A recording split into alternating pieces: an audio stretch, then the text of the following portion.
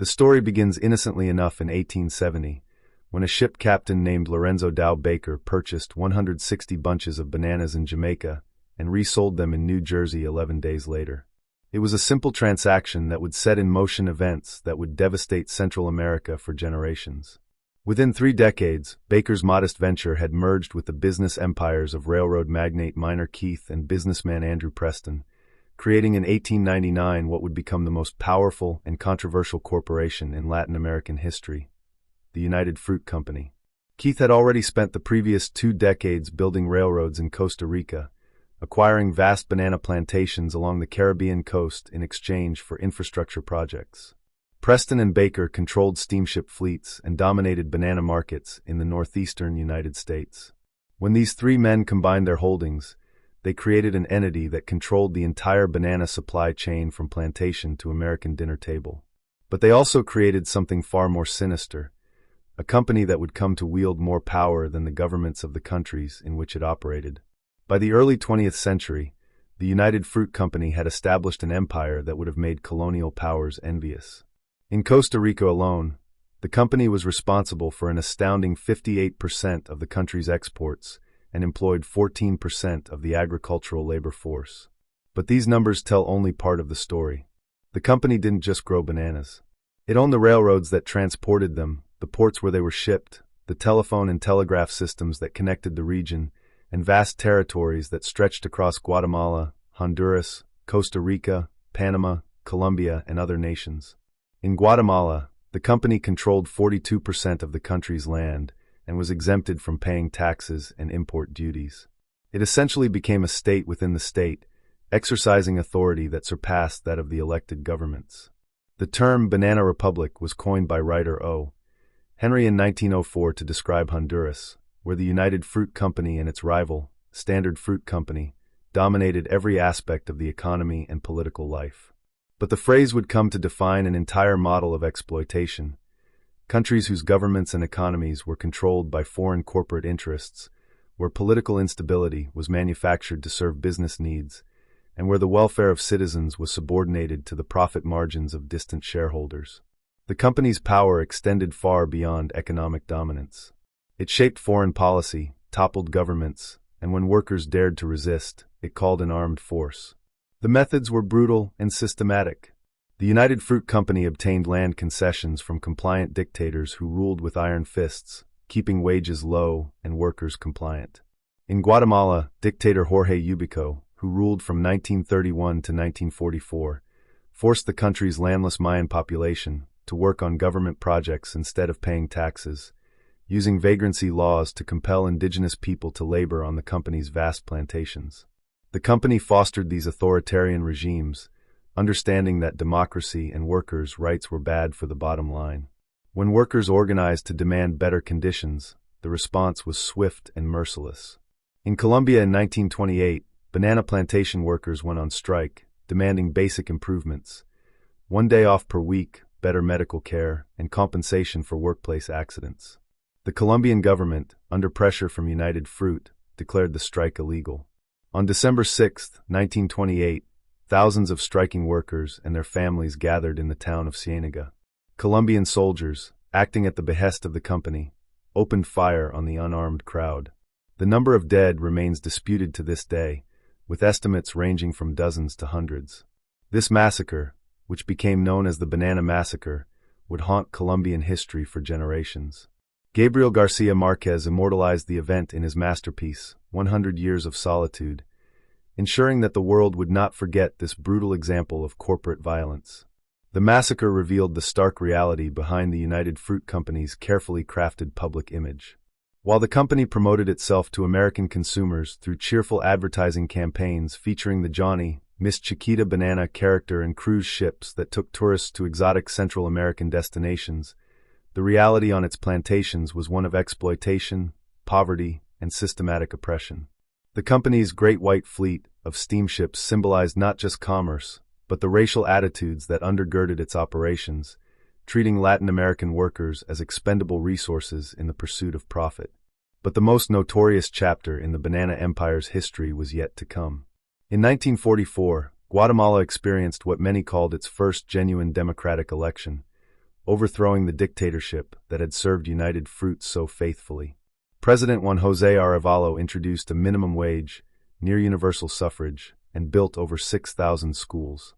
His successor, Jacobo Arbenz Guzmán, elected in 1951, took things further. In 1952, Arbenz implemented Decree 900, an agrarian reform law that would change everything. The law was hardly radical by global standards. It ordered the expropriation of large properties over 600 acres that were not being cultivated, with former owners receiving compensation based on the land's declared tax value, paid in government bonds.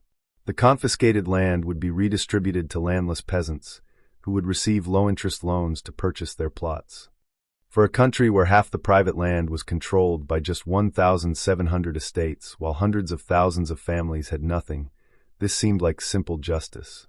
But it threatened the United Fruit Company's holdings of approximately 600,000 acres, most of which sat unused. When Arbenz actually proceeded to expropriate a huge portion of the company's land, offering $1.2 million in compensation based on the company's own tax declarations, United Fruit was outraged. The company had systematically undervalued its holdings to avoid taxes, and now that valuation was being used against it. The company demanded to be paid the full market value, but the Guatemalan government quite reasonably insisted on paying what the company itself had claimed the land was worth. United Fruit launched a massive propaganda campaign in the United States, painting Arbenz as a dangerous communist threatening American interests. The company was extraordinarily well connected to the Eisenhower administration. Secretary of State John Foster Dulles and his law firm had represented United Fruit. His brother, Allen Dulles, who directed the CIA, had served on the company's board and owned shares. The company's public relations officer was married to President Eisenhower's private secretary. United Fruit even produced a propaganda film titled Why the Kremlin Hates Bananas, portraying the company as fighting on the front lines of the Cold War. The company paid for journalists to visit Guatemala and write favorable stories that appeared in prestigious publications like the New York Times. In August 1953, the CIA took responsibility for operations against the Arbenz government. What followed was Operation Success, a covert operation that would become a template for American interventionism throughout the Cold War. The CIA assembled a force of only 150 exiled Guatemalan military officers, led by Carlos Castillo Armas, training them in Nicaragua with the cooperation of dictator Anastasio Somoza. But the real weapon wasn't military force. It was psychological warfare. The CIA established clandestine radio stations that broadcast propaganda, exaggerating the size of the invasion force and spreading panic. They jammed Guatemalan radio signals, hired American pilots to bomb strategic targets in Guatemala City, and placed spies within the Guatemalan military to undermine Arbenz's authority and demoralize his supporters. On June 17, 1954, Castillo Armas and his tiny force crossed the border from Honduras. They advanced only a few miles before stalling, militarily insignificant. But the psychological operation worked perfectly. The CIA convinced both the Guatemalan public and military that a massive invasion was underway. With the Army's officer corps refusing to support him and facing what seemed like an overwhelming assault, Arbenz resigned on June 27, 1954. He had been in power less than 3 years. Guatemala's experiment with democracy was over. What followed was a nightmare. More than 9,000 supporters of Arbenz were arrested. Castillo Armas, installed as dictator with full American backing, immediately reversed the land reforms, returning United Fruit's properties and crushing any hope of social progress. The coup unleashed decades of brutal military rule and civil war that would last until 1996, claiming at least 200,000 lives, most of them indigenous civilians. In the early 1980s, with continued U.S. support despite knowledge of atrocities, the Guatemalan military committed genocide against the Mayan Ixil population. The violence was staggering, systematic, and preventable. The 1954 Guatemalan coup had reverberations far beyond that nation's borders. It demonstrated to the CIA and American policymakers that covert operations could topple governments cheaply and easily. Coming just after the similar overthrow of Iran's democratic government in 1953, it made the agency overconfident, leading to the disastrous Bay of Pigs invasion of Cuba in 1961. Throughout Latin America, the coup was seen as proof that the United States would crush any government, no matter how democratic, that threatened American corporate interests. When U.S. Vice President Richard Nixon visited Latin America 4 years later, he was met with hostile demonstrations in country after country. The goodwill that decades of good neighbor policy had tried to build evaporated in the face of this naked imperialism. By the 1970s, the banana empire was crumbling. Latin American nations began asserting control over their natural resources and demanding better terms from foreign companies. In 1974, President Oswaldo López Arellano of Honduras approved agrarian reforms granting thousands of acres of expropriated United Fruit land back to Honduran people. But the company wasn't finished with corruption.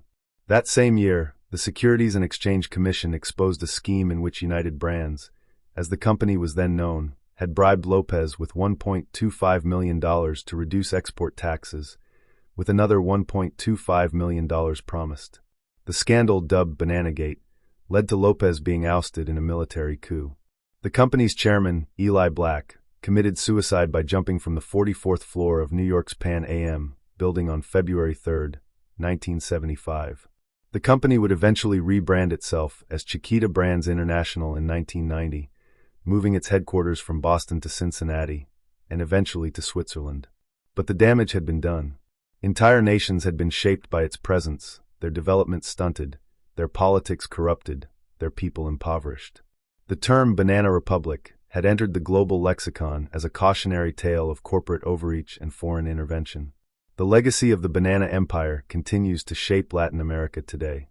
Guatemala remains one of the most unequal societies in the Western Hemisphere, with persistent poverty, corruption, and weak institutions that trace directly back to the 1954 coup and the decades of violence that followed. The patterns of migration from Central America to the United States that dominate contemporary political debates have their roots in the instability and economic devastation that companies like United Fruit helped create.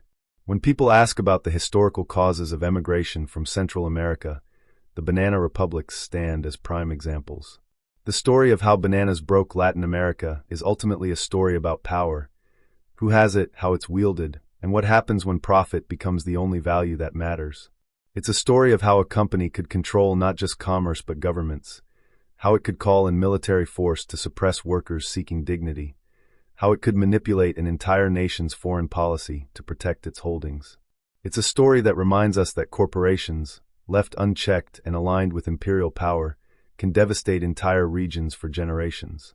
The yellow fruit that seems so innocent in our grocery stores carries with it this heavy history. Every banana is a reminder of the workers who were massacred for demanding basic rights, of the democratic government destroyed to protect corporate profits, of the decades of civil war and genocide that followed, and of the continuing legacy of inequality and suffering. The banana didn't break Latin America by itself, but it became the symbol and instrument through which foreign corporations and governments asserted dominance over nations and peoples, prioritizing profit over justice, stability over democracy, and corporate interests over human dignity. That's a history we cannot afford to forget.